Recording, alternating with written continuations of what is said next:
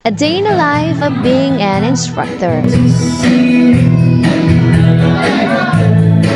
Annyeonghaseyo beautiful people. So for today's video ay send off party na nga at this is it. So this morning nga ay program proper at ayun nga pinapakita namin yung ginawa naming video tribute. Ginawa pala ng mga second year na video tribute para sa mga grad 1. Ang limited kasi ng mga binigay nilang pictures nila kaya naman todo effort kami sa pag-i-stock. Buti na lang talaga may mga nakita ko sa mga messenger ko at meron silang mga sinad na pictures nila. So yun yung mga binigay kong pictures na iba. If you hold me, why don't we go to body show we're only we this could be the end of everything. And how much we have grown since this day. We reflected on the passage of time, the twists and turns of our individual journeys.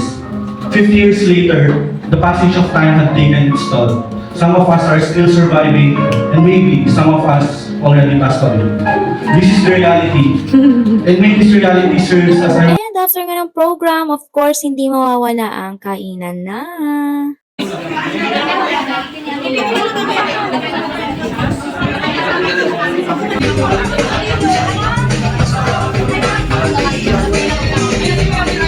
Ulit, pakiikot. Hi, Jack! Hi, Jack!